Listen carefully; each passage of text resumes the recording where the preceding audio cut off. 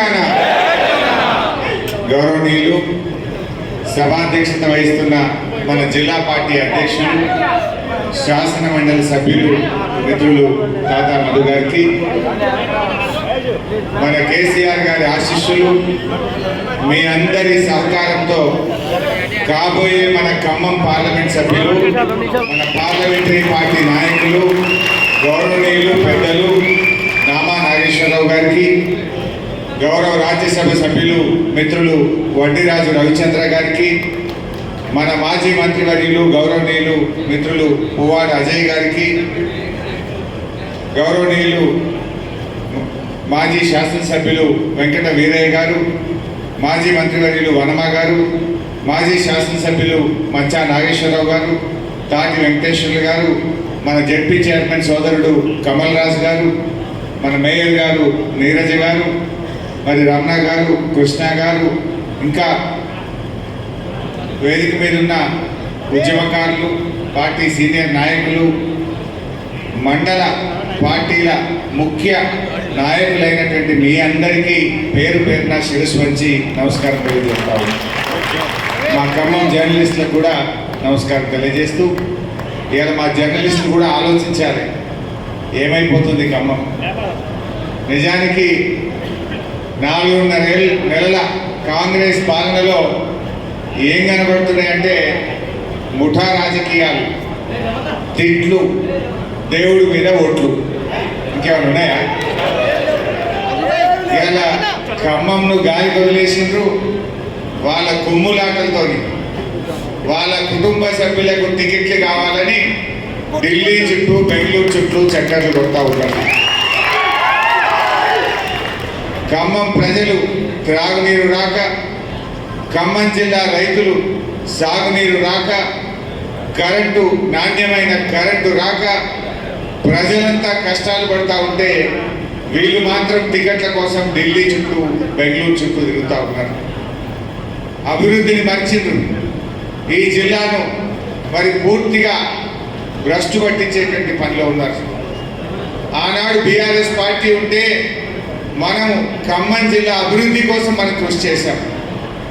ఖమ్మంలో medical college, కొత్తగూడెంలో medical college, Krishna నది జలాలు రాకపోయినా గోదావరి నీళ్లతో ఈ జిల్లాను సస్యశ్యామలం చేసే సీతారామ ప్రాజెక్ట్, ఇలా ఎన్నో అభివృద్ధి కార్యక్రమాలు. ప్రతి నియోజకవర్గానికి 100 పడకల ఆసుపత్రులు కావచ్చు, రోడ్లు కావచ్చు, మరి చెరువులు కావచ్చు, సబ్ స్టేషన్లు కావచ్చు, అనేక అభివృద్ధి కార్యక్రమాల్ని మన కేసీఆర్ నాయకత్వంలో చేశారు. వీళ్ళేమో అభివృద్ధిలో జిల్లాను వెనుకబడేస్తున్నారు. జిల్లాను వదిలేసిండ్రు, రైతులను వదిలేసిండ్రు, ప్రజలను వదిలేసిండ్రు. వాళ్ళు కనుక్కోవడానికే టైం సరిపోతలేదు. ఇవాళ ఎంత ఘోరమైన పరిస్థితి అంటే రేపటికి నామినేషన్లు లాస్ట్, పార్లమెంట్ ఎన్నికలకు రేపటికి నామినేషన్లు పూర్తయితాయి. ఇప్పటికీ కాంగ్రెస్ పార్టీ అభ్యర్థి ఎవరో తేల్చుకోలేని నిస్సహాయ పరిస్థితి. వీళ్ళేం చేస్తారు? ప్రజలకు అభ్యర్థిని ఎన్నుకోలేని మీరు రేపు ప్రజలకు సేవ చేస్తారా? ఏ రోజుకో పేరు, పూటకో పేరు వస్తుంది పేపర్లో. పొద్దుగాలు చేస్తే ఎవరి పేరు వస్తుందో తెలియదు. ఈ జిల్లా గారులను బయట నుంచి తీసుకొస్తామంటున్నారు. అంటే ఏ రకమైనటువంటి పరిస్థితి ఇలా కాంగ్రెస్లో ఉందో మీరు ఆలోచన చేయండి. ఇలా ఏమొచ్చింది? మార్పు మార్పు అంటే మీ ముగ్గురికి నౌకర్లు వచ్చినాయి, ఈ జిల్లాలో ముగ్గురికి ఉద్యోగాలు వచ్చినాయి తప్ప ప్రజలకు పంట పొలాలకు నీళ్లు రావడం లేదు, ప్రజలకు త్రాగునీరు రానటువంటి పరిస్థితి ఏర్పడ్డది. ఇలా అహంకారంతో కళ్ళు నెత్తికెక్కి ప్రవర్తిస్తూ ఉంది కాంగ్రెస్ ప్రభుత్వం. ఇలా వాళ్ళ అహంకారం అంతా ఇంత కాదు, మాట్లాడితే తిట్లే, పాలన గాలి కొదులు పెట్టిండ్రు, ప్రతీకార చర్యలకు పాల్పడతా ఉన్నారు. ప్రశ్నిస్తే రైతు బంధు రాలేదంటే చెప్పుతో కొట్టామని ఒక మంత్రి మాట్లాడుతున్నారు. ప్రశ్నిస్తే కేసులు పెడతా ఉన్నారు. ప్రశ్నిస్తే అక్రమంగా కేసులు పెట్టి ప్రతీకార చర్యలకు పాల్పడతా ఉన్నారు. మరి ఈ అహంకారంతో కళ్ళు నెత్తికెక్కి గాల్లో ఉన్న కాంగ్రెస్ పార్టీ నేల మీదికి రావాలంటే నామా నాగేశ్వరరావు గారు పార్లమెంట్కి పోవాలి. నామా గారు పార్లమెంట్కి పోతే ఈ గాల్లో ఉన్న కాంగ్రెస్ నాయకులు భూమి మీదకి వస్తారు. ఇలా వాళ్ళని భూమి మీదకి తేవాల్సిన అవసరం. ఏం చెప్పింది ఆ రోజు? 6 గ్యారెంటీలని ఊరించింది. ఎన్ని మాటలు. డిసెంబర్ 9వ తారీఖు నాడు 2 లక్షల రుణమాఫీ మీద మొదటి సంతకం అన్నారు. 6 గ్యారంటీల మీద మొదటి సంతకం అన్నారు. అసెంబ్లీలో చట్టం తెస్తామన్నారు. అన్ని మర్చింది. ఇంకా పచ్చి అబద్ధాలు మాట్లాడుతుంది. 6లో 5 గ్యారంటీలు అమలు చేసినామంటారు. అయినా 5 ఇలా మొదటి హామీ, మీ గ్యారంటీలో మొదటి హామీ మహాలక్ష్మి కింద మహిళలకు 2,500 రూపాయలు వచ్చినాయి. ఒక్క మహిళ కన్నా ఖమ్మంలో 2,500 వచ్చాయా? మరి మొదటి హామీ అమలు కాలే.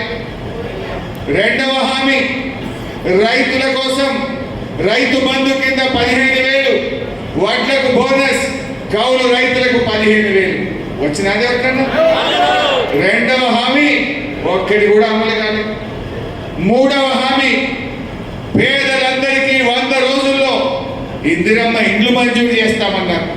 అయిందా ఒక్క ఇల్లు ఖమ్మంలో? మూడవ హామీ అమలు కాలేదు. నాలుగవ హామీ వాళ్ళు ఇచ్చింది నిరుపేదలకు ఆసరా పెన్షన్ 2,000 రూపాయల నుంచి 4,000కు పెంచుతామన్నారు. వచ్చిందా 4,000 పెన్షన్? నాలుగవ హామీ అమలు కాలేదు. ఐదవ హామీ విద్యార్థులకు 5 లక్షల భరోసా కార్డు ఇస్తాం, స్కూటీలు ఇస్తాం. వచ్చిందా ఎవరికన్నా? మరి 6లో 5 గ్యారెంటీలు అమలే కాదు కదా. బస్సు తప్ప అంతా తొస్సే. ఏమి ఇచ్చిండు మీరు అంటే పైకి మాత్రం 6లో 5 అమలు చేసినాం అని చూటా మాటలు మాట్లాడుతున్నారు. అర్థమైంది. గ్యారంటీల గారడి ఫెయిల్ అయిపోయింది. బాండ్ పేపర్లతో ప్రజల్ని మోసం చేసినాం. ఈ తాప ప్రజలు మనకు వినేటట్టు లేరు. కాంగ్రెస్ పార్టీని తుక్కుగా ఓడగొట్టేట్టున్నారని ఇప్పుడు నయా నాటకం దేవుడి మీద ఒట్ల నాటకం మొదలుపెట్టింది. యాడిపోతా దేవుడి మీద ఒట్టేగా కామరైతులు కాంగ్రెస్ ఎందుకు దేవుడి మీద ఒట్లు పెడుతున్నారు బిడ్డ? మీరు ఖమ్మంకి వస్తే రాముల వారి మీద పెడుతున్నావు, మెదక్కి వస్తే ఏడుపాయల అమ్మవారి మీద పెడుతున్నావు, మహబూబ్ నగర్ పోతే జోగులాంబ అమ్మవారి మీద పెడుతున్నావు. అంటే ప్రజలు నమ్మటట్లేరని లాస్ట్కు దేవుడిని కూడా వాడుకుంటున్నారు. మొన్న అసెంబ్లీ ఎన్నికల ముందేమో బాండ్ పేపర్లు వాడింది. బాండ్ పేపర్ల మీద నమ్మకం ఉండే. బాండ్ పేపర్ మీద ఎవరైనా భూమి కొన్నా అమ్మినా రాసుకుంటే దానికి ఒక భరోసా ఉండే. ఈ కాంగ్రెస్ వాళ్ళు బాండ్ పేపర్లు వచ్చినాక దాని చేతి కూడా పోయింది. బాండ్ పేపర్ పరువు కూడా తీసింది. లాస్ట్ ఇప్పుడు దేవుడిని కూడా రాజకీయాలకు వాడుకునే పరిస్థితి వచ్చింది. నేను మొన్న ఛాలెంజ్ చేసిన రేవంత్ రెడ్డి మొన్న ఏమంటాడు, కొత్తగా రుణమాఫీ చేయలేదని చెప్పి ఆగస్టు 15లో రుణమాఫీ చేస్తా అని ఒక నయా నాటకం మొదలుపెట్టి. మిస్టర్ రేవంత్ రెడ్డి, ఆగస్టు 15వ తారీఖు లోపు నువ్వు 2 లక్షల రుణమాఫీ చేయకపోతే ముఖ్యమంత్రి పదవికి రాజీనామాకు సిద్ధమా అని నేను అడిగిన. నువ్వు దేవుడి మీద పెట్టినా రాజీనామాకు సిద్ధమా అని అడిగినా. అడిగితే తొండి ఆట ఆడుతున్నాడు. నువ్వు పార్టీ రద్దు చేసుకుంటావా అంటాడు. నేను మళ్ళీ అడుగుతున్నా ఈ ఖమ్మం నుంచి, రేవంత్ రెడ్డి గారు ఆగస్టు 15వ తారీఖు లోపు ఇచ్చిన మాట ప్రకారంగా వడ్డీతో సహా 39,000 కోట్ల రూపాయల రుణమాఫీని నువ్వు ఖచ్చితంగా చేస్తావా చేయవా? ప్రజలకు సమాధానం చెప్పు. ఆ 2 లక్షల రుణమాఫీ కానీ 100 రోజుల్లో ఇస్తామన్న 6 గ్యారంటీలు నువ్వు అమలు చేయకపోతే రాజీనామాకు సిద్ధమా అని ఈ ఖమ్మం నుంచి నేను అడుగుతా ఉన్నా. నేను సిద్ధం. నీ సవాల్ నేను తీసుకుంటున్నా. ఎల్లుండి 26వ తారీఖు నాడు అసెంబ్లీ ఎదురుగా అమరవీరుల స్తూపం దగ్గరికి పొద్దున 10 గంటలకు నేను వస్తా. నువ్వు రా. ఆ అమరుల సాక్షిగా ప్రమాణం చేద్దాం. ఆగస్టు 15వ తారీఖు లోపు నువ్వు 2 లక్షల మాఫీ చేస్తా అని 100 రోజుల్లో బాండ్ పేపర్ మీద రాసిచ్చి అమలు చేస్తా, 6 గ్యారెంటీలు అమలు చేస్తా అని చెప్పి నువ్వు ప్రమాణం చేయి, నేను ప్రమాణం చేస్తా. నువ్వు అమలు చేస్తే నేను ఎమ్మెల్యేకు రాజీనామా చేస్తా, మళ్ళీ పోటీ కూడా చేయను. నువ్వు అమలు చేయకపోతే ముఖ్యమంత్రి పదవికి రాజీనామా చేయడానికి సిద్ధంగా ఉన్నావా అని అడుగుతా ఉంటాయి. ఇది ప్రజల్ని మోసం చేయడం కాదు. నువ్వు అమలు చేసేది నిజమైతే, నువ్వు మాట మీద ఉండేది నిజమైతే రా అమరవీరుల స్తూపం దగ్గరికి. లేదంటే నువ్వు ఎన్ని దేవుళ్ళ మీద ఓట్లు పెట్టినా, ఎన్ని ఆపద మొక్కులు మొక్కినా ఈసారి కాంగ్రెస్ పార్టీకి ఓటు వెయ్యరు అని చెప్పి నేను చేస్తాను. ఎందుకు ఓటేయాలి? నువ్వు ఇవాళ అవ్వా తాతలకు రాగానే డిసెంబర్లో 4,000 పింఛన్ ఇస్తాను. ఇప్పుడు 4 నెలలు 4 నెలలు ఇంటూ 2,000 అంటే ఒక్కొక్క అవ్వా తాతకు ఒక్కొక్క వితంతురానికి 8,000 రూపాయలు కాంగ్రెస్ పార్టీ బాకీ పడ్డదా లేదా? మధ్యలో జనవరి నెల 1 నెల పింఛన్ కొట్టింది కల్లా ఇచ్చే 2,000 కూడా కొట్టింది. ఆ 2,000 కూడా రాలే 1 నెల. అంటే ఈ రాష్ట్రంలోని 42 లక్షల ఆసరా పెన్షన్ దారులకు కాంగ్రెస్ పార్టీ 10,000 రూపాయలు ఒక్కొక్కరికి బాకీ పడ్డది. ఇలా మహిళలకు రాగానే 2,500 ఇస్తాను, జీతం బడ్జెట్ 1వ తారీఖు ఇస్తాను. ఈ రాష్ట్రంలోని 18 ఏళ్ళు నిండిన అక్క చెల్లెలకు ఒక్కొక్కరికి 4 నెలలు ఇంటూ 2,500 అంటే 10,000 రూపాయలు ప్రతి మహిళకు కాంగ్రెస్ పార్టీ బాకీ పడ్డది. 10,000 ఇచ్చినాకనే రేపు మా అక్క చెల్లెలు నువ్వు ఓటు అడిగే హక్కు నీకుంటుంది. లేకపోతే ఏ రకంగా నువ్వు ఓటు అడుగుతావు? ఇవన్నీ నీకు తెలియగా? ఇది ఇవాళ ఆర్థిక శాఖ మంత్రిగా ఉన్న భట్టి విక్రమార్క గారు ఆనాడు అసెంబ్లీలో విపక్ష నాయకుడిగా ఉన్నాడు. ప్రతి బడ్జెట్ నేను అసెంబ్లీలో ప్రవేశపెట్టే ఆ బడ్జెట్ మీద భట్టి విక్రమార్క మాట్లాడేటోడు.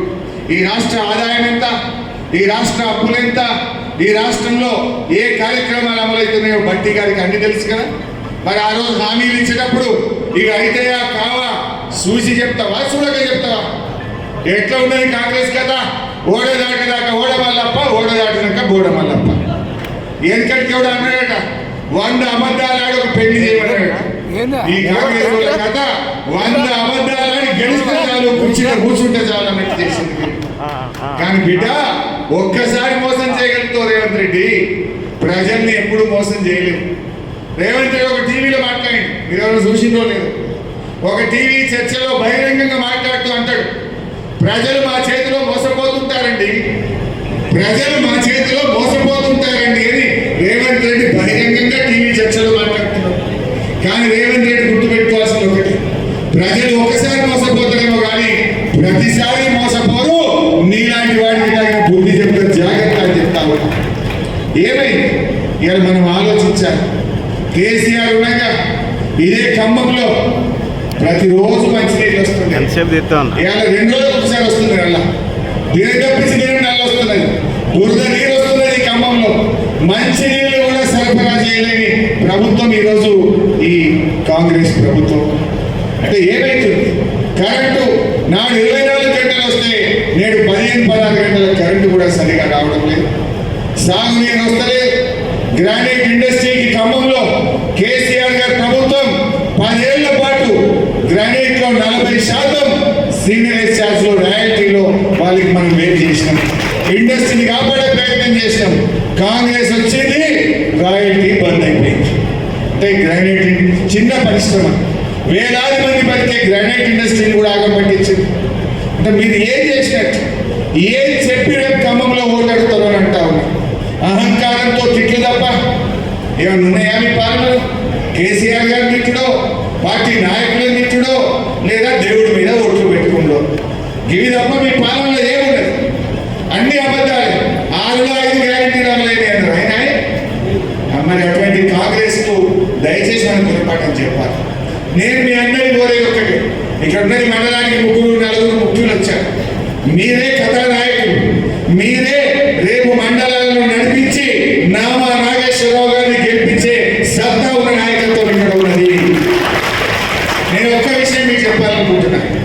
ప్రజలు కేసీఆర్ వైపు చూస్తున్నారు, ప్రజలు మీ వైపు చూస్తున్నారు. మీరు ప్రజల దగ్గరికి పోవడమే ఆలస్యం. నాయకులు మీరు ప్రజల దగ్గర పోండి, ప్రజలకు కాంగ్రెస్ మోసాలని చెప్పండి, మీరు వివరించండి.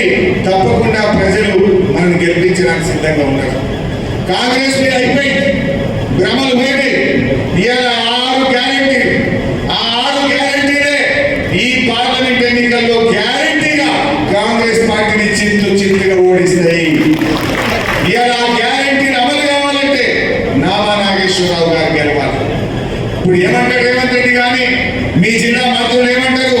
మేము 2 లక్షల రుణమాఫీ చేస్తామని మోసం చేసినా, 4,000 ఆసరా పెన్షన్ ఇస్తామని ఆగం చేసినా, రైతు బంధు ఎగబెట్టినా, బోనస్ అని బోగస్ మాటలు చెప్పినా, ఆడపిల్లలకు స్కూటీలు ఎగబెట్టినా, కళ్యాణ లక్ష్మికి తులం బంగారం ఇవ్వకపోయినా మమ్మల్ని గెలిపించిండ్రు. ఇక ఇచ్చేది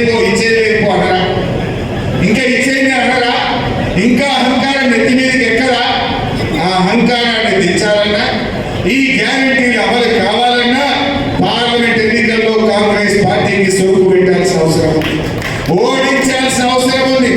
అప్పుడు మీ కొట్లాడతాం అసెంబ్లీగా. మీ కాంగ్రెస్ పార్టీ మెడలు వచ్చిన రేపు అసెంబ్లీగా బిడ్డ నువ్వు రుణమాఫీ చేయలేదు కనుక, రైతు బంధు ఇవ్వలేదు కనుక, కళ్యాణ లక్ష్మికి తులం బంగారం ఎగబెట్టినావు కనుక నిన్ను ఖమ్మంలో ఓడగొట్టిండ్రు. ఇప్పటికైనా ఇస్తావా ఇయ్యమని వాళ్ళ గుంది ప్రధాన ప్రతిపక్షంగా అసెంబ్లీలో పోరాడారు. ఇలా ఆలోచించండి. ఈడ కాంగ్రెస్ పార్టీ ఓడినా రాష్ట్ర ప్రభుత్వమే పడిపోదు, కాంగ్రెస్ పార్టీ గెలిచినా ఢిల్లీలో కాంగ్రెస్ గవర్నమెంట్ వచ్చేదే లేదు. మరి అప్పుడు ఏంటి? మరి వీళ్ళ కళ్ళు తెప్పియాలి. అహంకారం మదం మత్తులో ఉన్న ఈ కాంగ్రెస్ కు గుణపాఠం చెప్తేనే మన 6 గ్యారెంటీలు అమలైతాయి. గాల్లో ఉన్న కాంగ్రెస్ నాయకులు భూమి మీదకి వస్తారు. కానీ జరగాలంటే నామా నాగేశ్వరరావు గారు గెలవాల్సిన అవసరం. ప్రజలు ఆలోచిస్తున్నారు. ఇక రైతు బంధు 4 ఎకరాల దాకా వాళ్ళే. మీ దగ్గర ఎస్టీలు కొండల మీద గుట్టల మీద సాగు చేసుకుంటారు. ఆయన అంటాడు కొండలు గుట్టలని ఎగబెడతా అంటాడు. కొండల గుట్టలకి రైతు బంధు ఇయ్య అంటాడు. రేపు రైతు బంధు కటింగ్ పెడతా అంటాడు. మరి ఆలోచించుకోవాలా వద్దా? ఇప్పుడు 4.5 ఎకరాలు కూడా పూర్తిగా వాళ్ళే. అయినా మనం కాంగ్రెస్ కోటేస్తే రేపు ఏమంటారు? ఇక ఈడికే బంధు పెడతా అంటారు. దయచేసి అందరం కూడా ఆలోచించాలి. ఇవాళ రైతు బంధు నుంచి మొదలుకుంటే రుణమాఫీ దాకా ఈ కాంగ్రెస్ వల్ల అన్ని తుపాకి రాముని మాటలే, అన్ని బోగస్ మాటలే, అన్ని గోబల్స్ తప్ప నిజాలు లేవు. ఆ రోజు సోనియా గాంధీ ఉత్తరం రాసింది. ఒక తల్లిగా తెలంగాణ ప్రజలకు నేను లేఖ రాస్తున్నా. ఈ 6 గ్యారెంటీలు 100 రోజుల్లో అమలు చేసే బాధ్యత నాది అని ఉత్తరం రాసింది. పేపర్లలో ఫుల్ పేజ్ యాడ్ ఇచ్చిండ్రు. మరి ఏమైంది? నీకు ఎలక్షన్ కోడ్ అడ్డం రాలే. 100 రోజులు నీకు పూర్తి సమయం దొరికింది. 102వ రోజు ఎలక్షన్ కోడ్ వచ్చింది తప్ప 100 రోజుల్లో కోడ్ రాలే. మరి ఏమైంది మీ హామీ? అంటే మీరు మోసం చేసింది. మీ మోసాలకు తగిన గుణపాఠం తప్పదు. అందువల్ల నేను మీతో కోరేది ఒకటే, ప్రజలు సిద్ధంగా ఉన్నారు, మీరు కదలండి. ఒకలో 2 నాయకులు పైరవకాలలో వాళ్ళ అవసరాల కోసం పార్టీలు మారచ్చు, కానీ కార్యకర్తలు మారరు. మీలాంటి నాయకత్వం ఖమ్మంలో బలంగా ఉన్నది. మీరండి తప్పకుండా ప్రజలు మనను గెలిపించడానికి సిద్ధంగా ఉన్నారు. మీరు గడప గడపకు వెళ్ళండి, ప్రతి తలుపు తట్టండి, ప్రజలను చైతన్యపరచండి, కాంగ్రెస్ మోసాలను ఎండగట్టాలని చెప్పి నేను ఈ సందర్భంగా మీకు కోరుతాను. ఖమ్మంలో ఒక సెంటిమెంట్ కూడా ఉన్నది. నామా నాగేశ్వరరావు గారు చరిత్ర తిరిగి రాసింది. పోయినసారి ఎమ్మెల్యేలు గెలవలేకపోయినా ఖమ్మం ఎంపీ గెలిపించిన ఘనత కూడా మీరే. ఇప్పుడు ఎమ్మెల్యే లేకపోవచ్చు, కానీ గెలిపించగలే సత్తా ఉన్న నాయకత్వం మీలో ఉన్నది. మీరు కోరుకుంటే తప్పకుండా మనం గెలిపించగలుగుతాం. ఒకరిద్దరు లీడర్లు సహకరించకపోయినా, ఒకరిద్దరు మనస్ఫూర్తిగా పై స్థాయిలో పనిచేయకపోయినా, ఒకరిద్దరు నాయకులు పార్టీ మారినా మీరు ధైర్యంగా ఉండండి. మీకంటగా పార్టీ ఉంటుంది, నాయకత్వం ఉంటుంది. నామాగారి నాకు మంచి మాట చెప్పారు. దీని తర్వాత నెలకో 2 నెలలకో లోకల్ బాడీ ఎన్నికలు వస్తాయి. లోకల్ బాడీ ఎన్నికల్లో కూడా పార్టీ అన్ని రకాలుగా మీకు సహాయ సహకారాలు అందిస్తుంది. మీ గెలుపు కోసం కూడా పార్టీ ఇంకా 2-3 నెలల వరకు కాంగ్రెస్ ఉండడం ఊళ్ళకే రాని పరిస్థితి వస్తుంది. కాంగ్రెస్ నాయకులు కనబడితే తరిమేసే రోజులు దగ్గరలోనే ఉన్నాయి. ఇవి రేపు కాకపోతే ఉంటాయా? రేపు నీళ్లు రాకపోతే ప్రజలు ఊరుకుంటారా? సో ఇప్పుడు మళ్ళీ దేవుడి మీద ఒట్టు పెట్టి మళ్ళీ ఒక 2 నెలలు వాయిదా కొడుతున్నారు. 2 నెలల తర్వాత ఏం చేస్తారు? ఊరుకుంటారా? వీళ్ళు ఎంత పడతారు ప్రజలు. అందువల్ల మనం దయచేసి గట్టిగా ముందుకు పోదాం. ఇక్కడ సిపిఐ సిపిఎం నాయకులు నేను అడుగుతా ఉన్న ఖమ్మం జిల్లా నాయకత్వాన్ని, పోరాటాల వారసులు, ఆత్మగౌరవం గలవాళ్ళు, ఈ సిపిఐ సిపిఎం నాయకులు ఎందుకు రేవంత్ రెడ్డి మన కేరళకు పోయి ఉన్న ఒక్క లెఫ్ట్ పార్టీ ముఖ్యమంత్రిని పట్టుకొని అవినీతి పరుడు, ఈయన అత్యంత అవినీతి పరుడని మీకున్న ముఖ్యమంత్రిని పట్టుకొని ఆయన దిక్కేస్తారు. ఆయన్ని పట్టుకొని మోడీకి ఏజెంట్ అని చెప్పొచ్చు. కేరళ ముఖ్యమంత్రి విజయన్ గారిని ఈయన బీజేపీకి అమ్ముడు పోయిండు, ఈయన మోడీకి ఏజెంటు, ఈయన అవినీతి పరుడని రేవంత్ రెడ్డి పోయి కేరళలో దిక్కేస్తాడు. మరి మీరేమో ఎందుకు ఆ కాంగ్రెస్ పార్టీ మూడిగం చేస్తున్నారు? మిమ్మల్ని తిడుతున్నా కూడా, మిమ్మల్ని బీజేపీ ఏజెంట్లన్నా, మీరు అవినీతి పనులన్నా ఇంకా ఎందుకు సిపిఐ సిపిఎం లాంటి పార్టీలు ఈ కాంగ్రెస్ పార్టీ పట్టున్నాయి? దయచేసి ఆలోచించాలని నేను కోరుతాను. వీటితో ఆలోచించండి. ఇవాళ బీఆర్ఎస్ పార్టీ ఒక సెక్యులర్ పార్టీ. ఇవాళ ఈ రాష్ట్రంలో ఉన్నదేంటి? రాహుల్ గాంధీ కాంగ్రెస్ వేరు, రేవంత్ రెడ్డి కాంగ్రెస్ వేరు. రాహుల్ గాంధీ ఏమో అదాని చోర్ హై అంటాడు, రేవంత్ రెడ్డి ఏమంటున్నాడు అదాని బహుత్ అచ్చా హై అంటాడు. ఆయనేమో అదాని తింటాడు, ఈయన పోయి అదాని అల్లించుకుంటాడు. మరి ఏ కాంగ్రెస్ నడుస్తుంది రాష్ట్రంలో? ఇవాళ రాహుల్ గాంధీ గారు అనేక విషయాలు, లిక్కర్ కేసులో ఆయన ఢిల్లీలో ఇదంతా బోగస్ అని చెప్పి రాహుల్ గాంధీ మాట్లాడతాడు. రాష్ట్ర గారిలో రేవంత్ రెడ్డి కాంగ్రెస్ ఏమో లిక్కర్ కేసు పెద్ద కుంభకోణం జరిగిందని మాట్లాడతారు. అంటే ఈ రకంగా రకరకాలుగా జరుగుతూ ఉన్నాయి. ఈ రేవంత్ రెడ్డి గారు అదాని మన రాహుల్ గాంధీ గారేమో భాయి అంటాడు, మోడీ గారేమో బడే భాయి అంటాడు. బడే భాయి ఆగే భీ తుమారా ఆశీర్వాద్ చాహియే అంటాడు. అంటే నువ్వు ఏం చెప్పదలుచుకున్నావు? ఆగే భీ తుమారా ఆశీర్వాద్ చాహియే అంటే మళ్ళీ నువ్వే ప్రధానమంత్రి అయితే జరగని కాపాడుకుంటున్నావా? నువ్వు రాహుల్ గాంధీ గెలుస్తారంటావా? రాహుల్ గాంధీ ప్రధానమంత్రి అవుతారంటావా? వారం అయితే ఎలక్షన్ నోటిఫికేషన్ వస్తుంది, నువ్వు మోడీ గారిని పట్టుకొని బడే భాई आगे भी तुम्हारा आशीर्वाद चाहिए। हमारे मुसलमान बहनों भाइयों, आप लोग सोचने का जरूरत है। सोचो, जब तक केसीआर साहब थे आपको रमजान का तोहफा मिला, अभी कांग्रेस आ गया रमजान का तोहफा बंद हो गया। ये लोग क्या बोले बजट में? माइनॉरिटीज के लिए 4000 करोड़ रखते बोले, लेकिन आधा ही रखे 2000 करोड़ दिए। पहली बार, बहुत ही अफसोस की बात है, आज तक कोई हुकूमत बने अपने राज्य में बगैर माइनॉरिटी मिनिस्टर कोई हुकूमत आज तक नहीं बना। लेकिन रेवंत रेड्डी सरकार में एक मुसलमान भी आज मिनिस्टर नहीं बना। ये बहुत ही अफसोस की बात है। ये तेलुगुदेशम भी रहने दो, बीआरएस भी रहने दो, पुरानी कांग्रेस हुकूमत भी रहने दो, कम से कम एक माइनॉरिटी मिनिस्टर है। केसीआर साहब तो डिप्टी सीएम लिए, होम मिनिस्टर लिए। मैं पूछना चाहता हूँ रेवंत रेड्डी को, क्या 90 लाख मुसलमानों में एक आदमी भी आप मिनिस्टर बनाने के लिए आपको नहीं दिखा क्या? एक आदमी को भी आप नहीं बनाते क्या? क्या मोदी साहब से डर के नहीं दिया क्या? मैं पूछना चाहता हूँ, कौन डर है तुम्हारा? कौन रोके मिनिस्टर बनाने में माइनॉरिटीज को? मैं आपसे पूछना चाहता हूँ, क्या दिया इन्हें? रमजान का तोहफा बंद, मिनिस्टर बंद, और 4000 करोड़ बजट देते बोल के वो भी नहीं दिया। इमाम मौजम साहब को 12000 देते बोले, पुराना 5000 भी नहीं आया।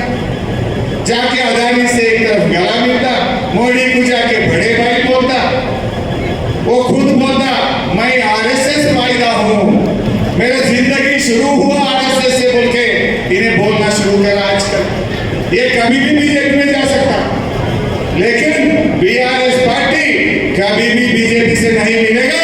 ये तो सेक्युलर पार्टी है। हम हिंदू मुसलमानों को वो आम समझ के चलने वाला पार्टी है बीआरएस पार्टी। इस वास्ते खम्मम जितने भी हमारे मुसलमान भाई बहन हैं, आप सोचिए, नामा नागेश्वर साहब एक अच्छी लीडर है, वो हमारे पार्लियामेंट्री पार्टी लीडर भी थे, आगे और अच्छे पोजीशन में भी नामा नागेश्वर साहब रहेंगे। आज कल के दिन दिल्ली में कोई भी हुकूमत बनना है, वो बीआरएस का रोल रहेगा, उसमें नामा नागेश्वर साहब और बड़ी पोजीशन में रहेंगे। इसीलिए आप लोग सोचना, ये रेवंत रेड्डी अंदर से बीजेपी से मिला हुआ है। तमाम मुसलमान भाइयों बहनों, जरूर आप सोचिए, इस इलेक्शन में आप नामा नागेश्वर साहब का तायन करिए, कार का निशान पे वोट देना बोल के मैं आप सबसे गुजारिश करना चाहता हूँ। क्या बोला आपको? शादी मुबारक के साथ 1 तोला सोना देते बोले, किसी को मिला क्या? ఇలా రాష్ట్రంలో పెళ్లిళ్ళ సీజన్ ఫుల్ నడుస్తుంది, మార్చ్ ఏప్రిల్. ఈ గవర్నమెంట్ వచ్చాక నాకు తెలిసి తక్కువ 1 లక్ష పెళ్లిళ్ళైంది. అంటే ఈ రేవంత్ రెడ్డి గవర్నమెంట్ 1,00,000 తులాల బంగారం బాకీ పడ్డది. వాటి దాకా అదేందో ఏమో ఈ కాంగ్రెస్ వాళ్ళు వచ్చినాక బంగారం ధర 75,000 అయింది, 50,000 పడదాకా. రేవంత్ రెడ్డి ఇచ్చిన 4 నెలల్లో 75,000 అవుతుంది. బంగారం ధర పెరిగింది, సిమెంట్ ధర పెరిగింది, సలాక ధర పెరిగింది, కంకర ధర పెరిగింది, కందిపప్పు కూడా 170 రూపాయలు అయింది.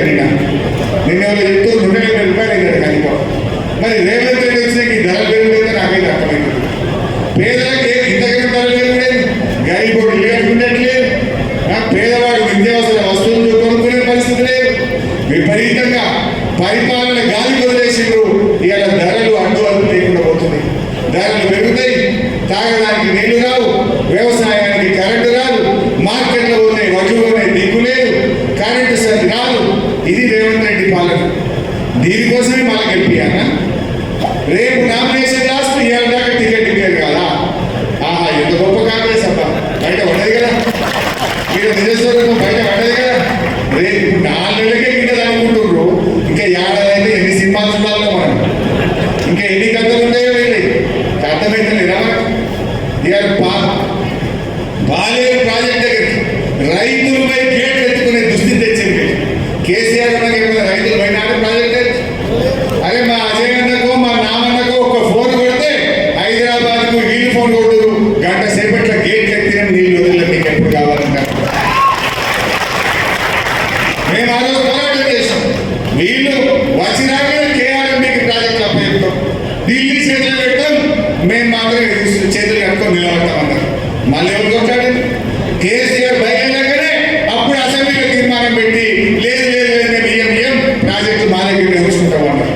10 ఏళ్ళేమో కేసీఆర్ ఇయ్యలే, మీరు రాగానే నిలకే అప్పచెప్తామని మీటింగ్లో సంతకం పెట్టేసింది.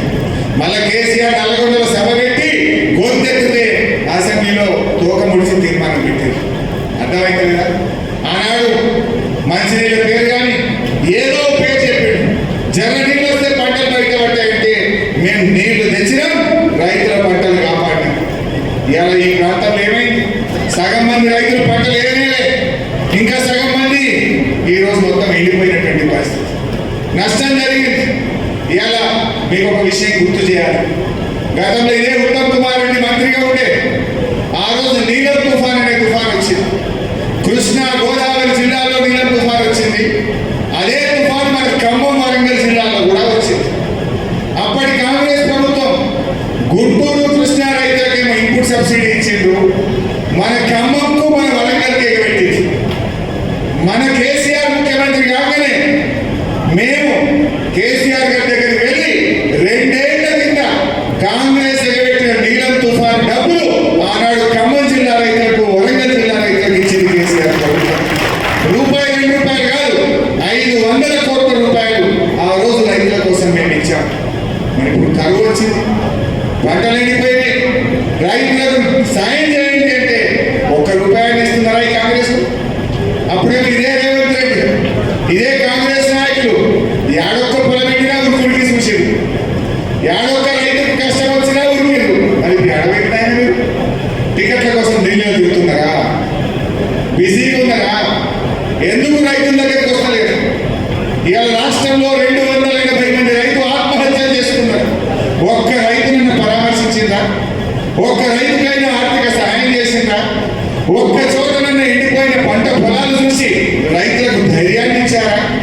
వడగళ్ళ వానబడి నష్టం జరిగితే ఆనాడు కేసీఆర్ గారు స్వయంగా హెలికాప్టర్ వేసుకుని ఖమ్మం జిల్లాకు వచ్చిండు, రైతులకు ధైర్యాన్ని ఇచ్చిండు, ఎకరానికి 10,000 రూపాయల సహాయం అందించింది. ఏమైంది కాంగ్రెస్? ఎందుకు మీ చేతులు చచ్చిపడిపోయింది? రైతులకు సాయం చేయమంటే మీకు ఎందుకు చేతులు రావడం లేదు? కాంగ్రెస్ నాయకులకు నేను అడుగుతావు. రైతు బంధు చేయలే, రుణ మాఫీ చేయలే, నష్టపోయిన రైతులకు 1 పైసా సాయం చేయలేదు. ఎవరికి సాయం చేసింది? మా లంబాడీలకు, మా గిరిజనులకు మన కేసీఆర్ ఉండగా 3 భూములు ఇచ్చిండు, రైతు బంధు ఇచ్చిండు, 3 ఫేజ్ కరెంట్ ఇచ్చిండు, తండాలు గ్రామ పంచాయతీ చేసిండు, సత్యవతి రాథోడ్ మంత్రి చేసిండు. ఇవాళ ఈ కాంగ్రెస్ గవర్నమెంట్ లంబాడీలో కనీసం ఒక మంత్రి పదవి ఇచ్చినారే? ఎటువైంది మా లంబాడీలు? అప్పుడు నీకు ఓట్లప్పుడు మాత్రం వాళ్ళను ఆకాశానికి ఎత్తినాం, గద్దెరిక్కగానే మర్చిపోయినాం. బిడ్డ యాదవ్ గొర్రెని నీ మేనిఫెస్టోలో ఏం రాసినావు? ఆ రోజు మీ గవర్నమెంట్ రాగానే 100 రోజుల్లో అందరికీ 2వ విడత గొర్రెలు ఇస్తాను. నాయన 130 రోజులు అయింది, 70 గొర్రెలు ఎక్కడ పోయింది? ఆనాడు మా శ్రీనివాస్